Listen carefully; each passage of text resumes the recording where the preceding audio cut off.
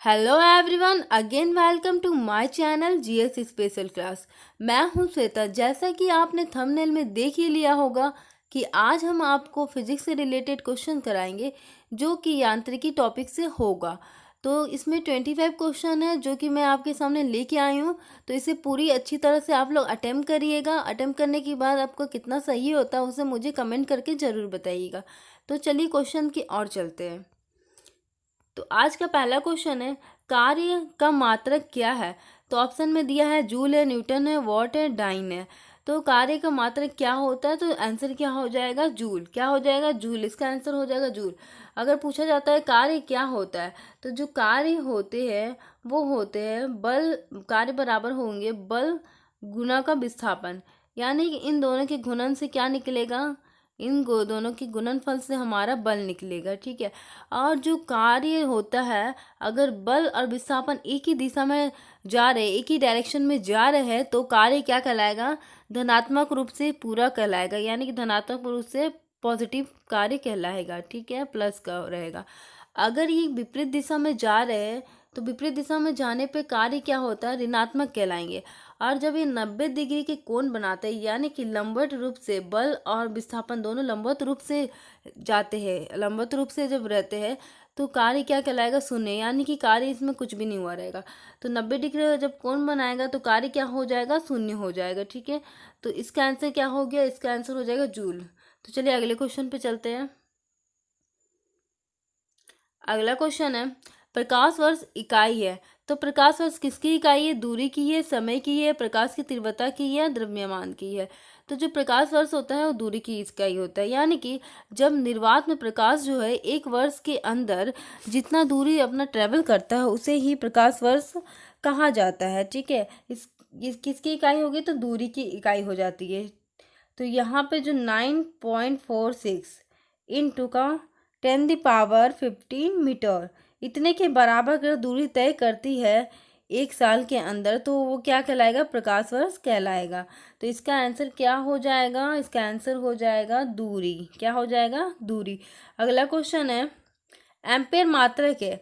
तो एम्पियर किसका मात्रक है? प्रकाश तीव्रता की, विद्युत आवेश की, प्रकाश वर्ष की, इनमें से कोई नहीं। तो जो एम्पियर होते हैं वो विद्युत आवेश का मात्रक होता है। तो आंसर क्या हो जाएगा? विद्युत आवेश। तो अगले क्वेश्चन पे चलते हैं। अगला क्वेश्चन है, निम्नलिखित में से समय का मात्रक नहीं है। तो जो अधिवर्ष है, चंद्रवर्ष है, ये दोनों समय के मात्रक है। और प्रकाश वर्ष मैंने अभी ही बताया कि जो प्रकाश वर्ष होते हैं वो किसके इकाई होते हैं? तो दूरी के। दूरी का मात्रक क्या होता है? तो प्रकाश वर्ष होता है। तो यहाँ पे समय का मात्रक नहीं बोला गया है, तो नहीं कौन सा हो जाएगा? प्रकाश वर्ष हो जाएगा। इसका आंसर क्या हो जाएगा? प्रकाश वर्ष। ये जितने क्वेश्चन मैं आपको करवा रही हूँ, ये सारे क्वेश्चन एग्जाम में पूछे जाते हैं। ये बहुत ही इंपॉर्टेंट क्वेश्चन, आपको देखने में इजी लग रहा होगा लेकिन ये बहुत इंपॉर्टेंट, इसी तरह से आपको क्वेश्चन में एग्जाम में क्वेश्चन आते हैं। तो क्या क्वेश्चन है? पांचवा क्वेश्चन, पारसेक इकाई है। तो पारसेक जो है किसकी इकाई है? दूरी की है, समय की है, प्रकाश वर्ष की, या कोई नहीं। तो जो पारसेक होती है वो भी किसकी इकाई हो जाती है? दूरी की। ये जो खगोलीय इकाई होता है, जो दूरी का इकाई होता है वो खगोलीय इकाई होता है। एक प्रकाश वर्ष होता है, एक पारसेक होता है। तो एक पारसेक जो होते हैं, जो एक पारसेक होते हैं वो कितने के बराबर होते हैं? तो 3.08 इंटू 10⁻16 मीटर के बराबर होते हैं। एक पारसेक में इतना रहता है। ठीक है। तो ये किसके मात्रक हो गए? तो दूरी के हो गए। तो अगले क्वेश्चन पे चलते हैं। अगला क्वेश्चन है, निम्नलिखित में से कौन सा एक सुमेलित नहीं है? तो जो डेसिबल है वो ध्वनि की प्रबलता मापता है, प्रबलता की इकाई है। तो बिल्कुल सही, डेसिबल जो है ध्वनि की प्रबलता की इकाई है। सेकेंड है सेल्सियस, ऊष्मा की इकाई है। तो सेल्सियस जो है ऊष्मा की इकाई नहीं होती है, बल्कि ये तापमान की इकाई होती है। तो यहाँ पे ऑप्शन सेकंड गलत लग रहा है, तो आगे देखते हैं। आगे ऑप्शन है समुद्री मील, जो दूरी की इकाई, ये भी सही है। तो यहाँ पे आंसर क्या हो जाएगा? सेकंड सेल्सियस, जो कि ऊष्मा की इकाई लिखा है, ये गलत लिखा है। तो अगले क्वेश्चन पे चलते हैं। अगला क्वेश्चन है, लुईमेन, यानी कि जो लुईमन है वो किसका इकाई मात्रक है? किसका मात्रक है? यहाँ पे ज्योति तीव्रता दिया है और ज्योति फ्लक्स दिया हुआ है। तो जो कैंडेला होता है वो ज्योति तीव्रता की होती है। जो कैंडेला किसकी मात्रक होती है, तो ज्योति तीव्रता की। यहाँ आपसे ल्यूमेन पूछ रहा है, ल्यूमेन किसकी इकाई होती है, किसकी मात्रक होती है, तो ज्योति फ्लक्स की। तो यहाँ पे क्या हो जाएगा, ऑप्शन नंबर सेकेंड ज्योति फ्लक्स। ठीक है, अगले क्वेश्चन है, पास्कल इकाई है, किसकी इकाई है, डाब की है, आर्द्रता की है, वर्षा की या तापमान की है। तो जो पास्कल होती है वो किसकी इकाई होती है, तो डाब की होती है। आंसर क्या हो जाएगा, डाब। ठीक है,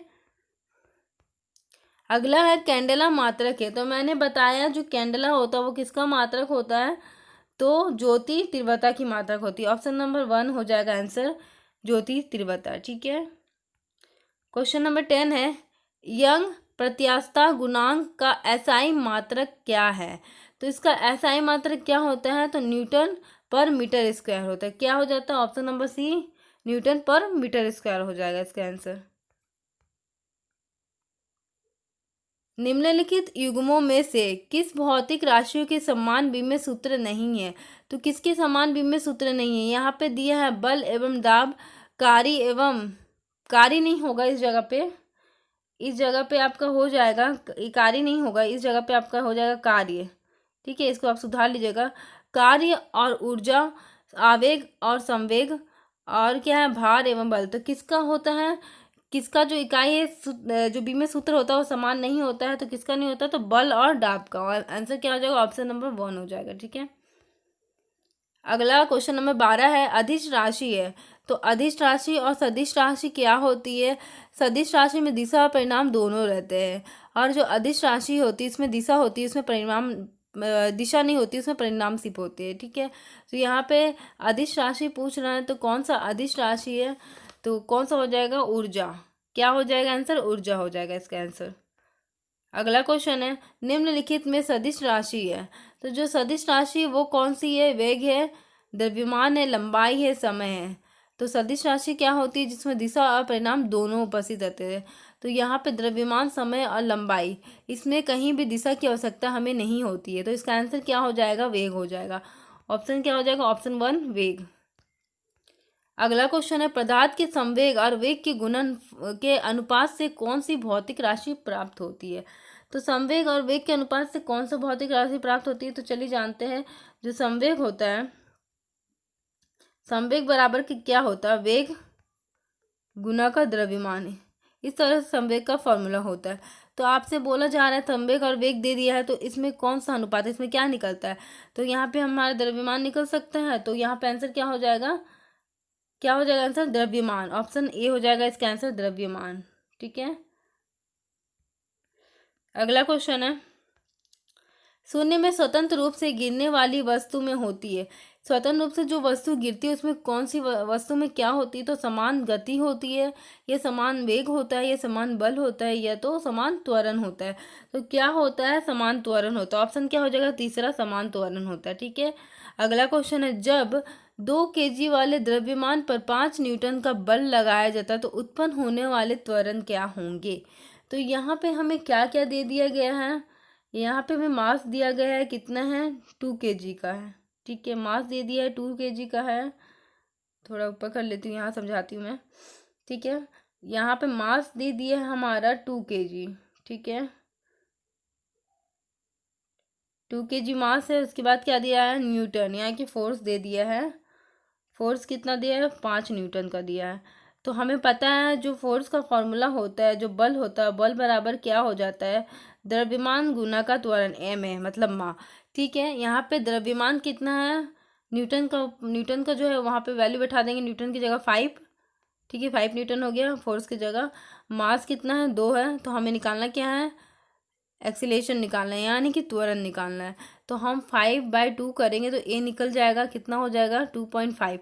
और एक्सीलेशन जो होते हैं वो कितने में रहते हैं, तो मीटर पर सेकेंड स्क्वायर में उसका वैल्यू किया जाता है। तो क्या कितना हो जाएगा, 2.5 मीटर पर सेकेंड स्क्वायर।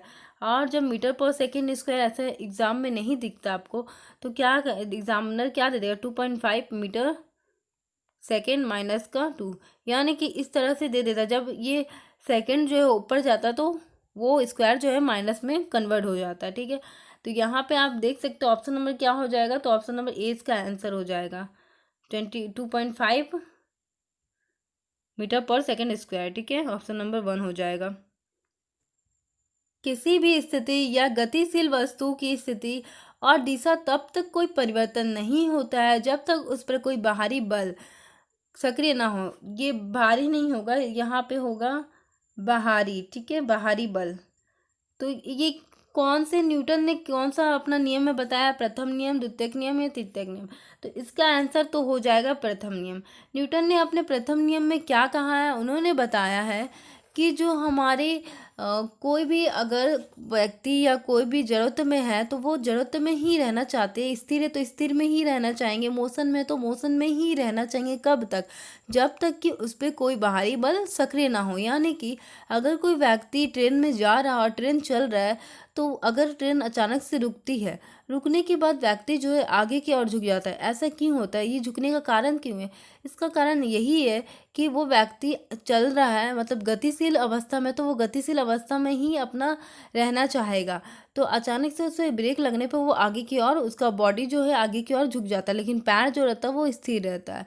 इसी तरह से अगर आप ट्रेन में बैठे हुए और ट्रेन रुका हुआ है और अचानक से ट्रेन जब चलने लगता है तो आप पीछे की ओर बैंड हो जाते हैं। इसका कारण यही है कि आप बैठे हुए हैं तो आप बैठे हुई स्थिति में ही रहना चाहेंगे जब तक उस पर कोई बाहरी बल सक्रिय ना हो। तो ये न्यूटन का पहला नियम कहलाता है, ठीक है। अगला क्वेश्चन है, रॉकेट्स के सिद्धांत किस कार्य सिद्धांत पर कार्य करते हैं? किस सिद्धांत पे रॉकेट जो है किस सिद्धांत पे कार्य करता है? तो संवेग संरक्षण है, ऊर्जा संरक्षण है, एवोगाड्रो परिकल्पना है या बर्नौली प्रमेय है? तो इसका आंसर क्या हो जाएगा? संवेग संरक्षण, ठीक है, इसका आंसर संवेग संरक्षण हो जाएगा। क्वेश्चन नंबर 19 है, अश्व यदि एकाएक चलना प्रारंभ कर दे तो अश्वरोही के गिरने की आशंका का कारण है। यानी कि अगर कोई घोड़ा अचानक से चलना प्रारंभ कर देता है तो उसके गिरने का, आगे की ओर गिरने का, ये गिरने का कारण क्या है? तो मैंने अभी बताया, जड़त्व। जड़त्व विश्राम अवस्था, यानी कि वो विश्राम जड़त्व में रहना ही चाहेगा, क्योंकि वो एकाएक चलना प्रारंभ कर रहा है। वो खड़ा है तो वो खड़े ही रहना चाहेगा जब तक कि उस पर कोई बाहरी बल सक्रिय ना हो। तो इसका आंसर क्या हो जाएगा? सेकेंड, विश्राम जड़त्व, ठीक है। चलती हुई बस जब अचानक ब्रेक लगाती है तो उसमें बैठे हुए यात्री आगे की ओर गिरते हैं। इससे द्वारा समझाया जा सकता है। किसके द्वारा समझाया जाता? तो मैंने अभी बताया, जो न्यूटन का पहला नियम है वो कहलाता है कि वो स्थिर में ही रहना चाहेगा जब तक उस पर कोई बाहरी बल सक्रिय ना हो, या वो मोशन में तो मोशन में ही रहना चाहेगा कब तक? जब तक कि उस पर कोई बाहरी बल नहीं लगाया गया हो, ठीक है। अगला क्वेश्चन है, 21 नंबर क्वेश्चन है, बल का गुणनफल है। तो बल किसका गुणनफल होता है? तो बल का फॉर्मूला आप सभी को याद होगा। जो बल होता है, फोर्स होता है, वो कितना क्या होता है? एम है, यानी कि माँ यानी कि एम जो है क्या हो जाएगा? द्रव्यमान, ठीक है। एम क्या हो जाएगा? द्रव्यमान हो जाएगा। और ये क्या हो जाएगा? त्वरण। तो यहाँ पे ऑप्शन नंबर कौन सा दिया है आपका? ऑप्शन नंबर तीसरा में दिया गया है। तो इसका आंसर क्या हो जाएगा? द्रव्यमान और त्वरण। क्वेश्चन नंबर 22 है, शरीर का वजन। जो शरीर का वजन क्या है? पृथ्वी की सतह पर सभी जगह एक समान होती है? तो नहीं, बिल्कुल नहीं होती है एक समान। ध्रुवों पर अधिकतम होती है, विषुवत रेखा पर अधिकतम होती है, मैदानों की तुलना में पहाड़ियों पर अधिक होती है। तो यहाँ पे ध्रुवों पर सबसे अधिक होती है। शरीर का वजन हमारा सबसे ज़्यादा कहाँ पे होगा? तो पोल पे होगा। पोल यानी कि ऊपर की साइड जो होता है, ये हमारा अर्थ है, अर्थ के ऊपर, यानी कि ये पोल हो गया। इस साइड सबसे अधिक हमारा क्या रहता है? तो वजन यहाँ पे रहेगा, ठीक है। अगला क्वेश्चन पे चलते हैं। अगला क्वेश्चन है, किसी भी मनुष्य का भार परिधि पृथ्वी पर 600 न्यूटन है तो चंद्रमा पर उसका भार कितना होगा? तो चंद्रमा पर उसका भार कितना होगा पूछा जा रहा है। तो अगर मनुष्य, कोई भी मनुष्य यहाँ पे पृथ्वी पर 600 न्यूटन का है तो चंद्रमा पे क्या हो जाएगा? उसका 1/6 हो जाएगा, यानी कि 1/6 इसका भाग हो जाएगा चंद्रमा पे। तो कितना हो जाएगा? 100 न्यूटन। यहाँ पे आंसर क्या हो जाएगा? तो ऑप्शन क्या है? सेकेंड, 100 न्यूटन का हो जाएगा। कहाँ पे? तो मून पे। आज का सेकेंड लास्ट क्वेश्चन है, पृथ्वी की सतह पर किसी का भार 29.4 न्यूटन है तो उसका द्रव्यमान क्या होगा? यानी कि कहने का मतलब है कि अगर पृथ्वी की सतह पर किसी का भार इतना है तो उसका द्रव्यमान क्या हो सकता है? तो क्या हो जाएगा द्रव्यमान इसका? 3 kg। कैसे हो जाएगा? चलिए जानते हैं।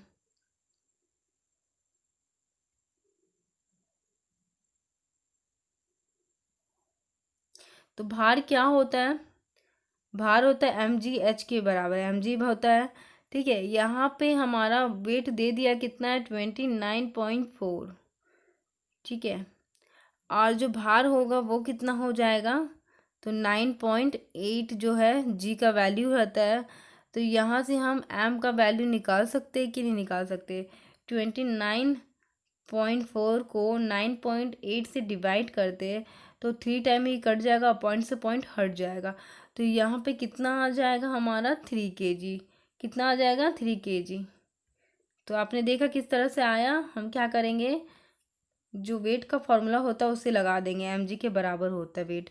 यहाँ पे 29.4 है, और जो मास हम लोग को निकालना है उससे मल्टीप्लाई करना है किसको, तो जी का वैल्यू कितना होता है 9.8 होता है। जब इसको इससे डिवाइड करेंगे तो 3 टाइम कट जाएगा और पॉइंट से पॉइंट हट जाएगा। तो एम का वैल्यू क्या निकल जाएगा हमारा, एम का वैल्यू क्या हो जाएगा 3 kg, ठीक है। तो चलिए आज का लास्ट क्वेश्चन पे चलते हैं। आज का लास्ट क्वेश्चन है, अंतरिक्ष यात्री पृथ्वी की तुलना में चंद्र तल पर अधिक ऊंची छलांग लगा सकता है क्योंकि वह चंद्रमा पर भारहीन होता है। तो उसका जो चंद्रमा पर भारहीन होता है, या चंद्रमा पर कोई वातावरण नहीं होता है, या चंद्र तल पर गुरुत्वाकर्षण बल पृथ्वी की तुलना में अत्यल्प होते हैं, यानी कि बहुत कम होते हैं। यह पांचवा ऑप्शन है, चंद्रमा पृथ्वी से छोटा होता है। चौथा ऑप्शन है, चंद्रमा जो है पृथ्वी का छोटा होता है। तो आंसर क्या हो जाएगा, आंसर हो जाएगा तीसरा, चंद्र तल पर गुरुत्वाकर्षण बल जो होता है वो पृथ्वी की तल की तुलना में अत्यल्प होती है, यानी कि कम होती है, ठीक है। तो आज जैसा कि आपने देखा कि आज हम 1 से लेके 25 नंबर क्वेश्चन कंप्लीट किए हैं। इसी तरह की एजुकेशन वीडियो को देखने के लिए आप मेरे चैनल को सब्सक्राइब करना बिल्कुल ना भूलें, और साइड में एक बेल आइकन होता है उसे भी क्लिक कर लीजिएगा। बेल आइकन क्लिक करने का फ़ायदा आपको यह होता है कि अगर मेरी कोई भी न्यू वीडियो अपलोड होते हैं तो उससे आप अपडेट होते रहोगे। तो अगर आपको मेरा वीडियो पसंद आता है तो लाइक करना, कमेंट करना बिल्कुल ना भूलिएगा। और अगर आपको कुछ भी सजेशन होगा या क्वेरी होगा, कुछ भी क्वेश्चन रहेगा, तो आप मेरी कमेंट बॉक्स में मुझे कमेंट करके ज़रूर पूछिएगा। तो तब तक के लिए इतना ही रखते हैं। तो मिलते हैं नेक्स्ट वीडियो में नेक्स्ट टॉपिक के साथ। तब तक के लिए बाय।